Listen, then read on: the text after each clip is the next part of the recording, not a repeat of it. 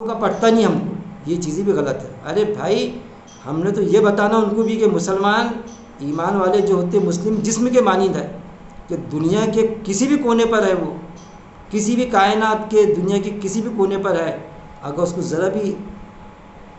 کچھ ہوتا ایمان والے کی حیثیت ہے تو ہمارا دل دکھتا اس سے، جسم کے مانند ہے کہ جسم کے کسی عضو کو تکلیف ہوتی تو پورا جسم پربھاوت ہوتا۔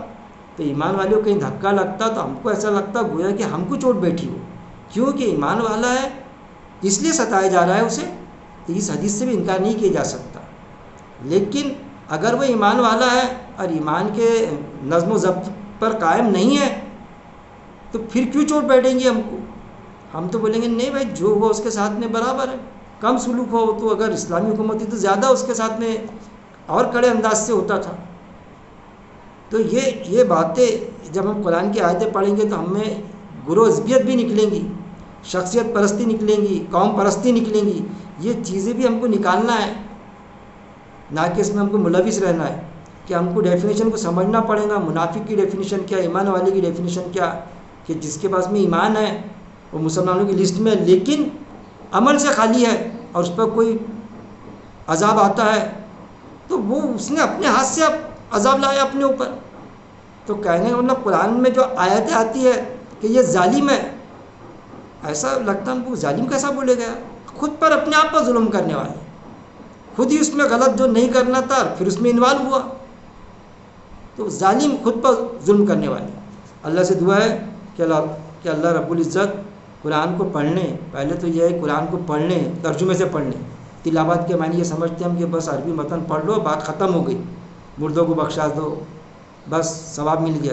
تلاوت کے معنی ہوتے پیچھے پیچھے چلنا، مولانا اسرار صاحب نے بڑا اچھا، ڈاکٹر مرحوم اسرار صاحب نے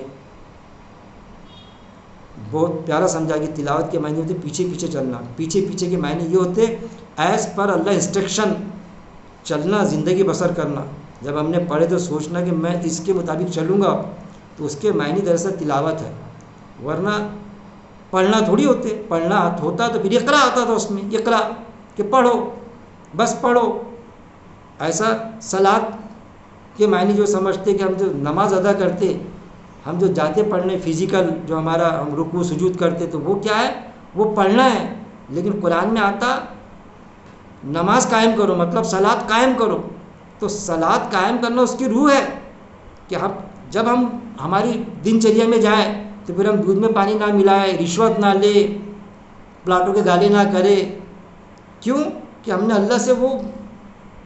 کمیونیکیشن کیا، اللہ سے دعا کی ہم نے کہ چلا دے ہم کو نیک راہ پر۔ اس چیزوں کو بھی سمجھنا پڑے گا کہ نیکی کا پارٹ ہے وہ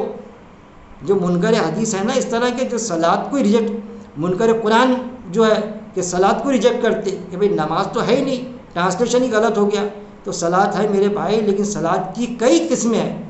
صلاۃ یعنی نیکی کے کئی قسمیں ہیں، نماز کو پڑھنا وہ نیکی ہے، اور ماں باپ کی خدمت کرنا وہ نیکی ہے، بیوی کے پاس ساتھ تعلقات رکھنا وہ نیکی ہے، دوست کی کافر بھی دوست ہے تو اس کی دوستی نبھانا وہ بھی نیکی ہے، حق کی گواہی دینا، چاہے تمہارے ماں باپ کے خلاف جائے، تمہارے بھائی کے خلاف میں جائے تو حق کی گواہی دینا وہ بھی نیکی ہے، قوم پرستی نہیں کرنا وہ بھی نیکی ہے، شخصیت پرستی گروزبیت نہیں ہونا وہ بھی نیکی ہے، کہ جس جماعت سے جڑا ہوں میں تو بس وہ جماعت نے جو بولی وہ صحیح ہے کر کے، وہ پلیٹ فارم ہے۔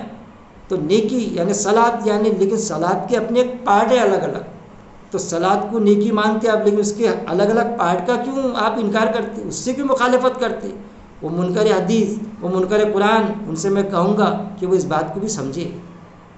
منظر عام پر بہت کم آتے وہ، لیکن انفرادی طور پر بات چیت کرتے، وہ ڈسکشن کرتے، کھل کے بولتے کہ ایسا ایسا معاملہ،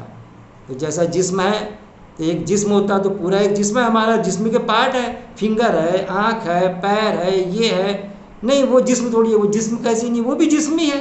اس کا پارٹ ہے تو جسم میں شامل ہے، وہ جسم میں ہمارے باڈی میں۔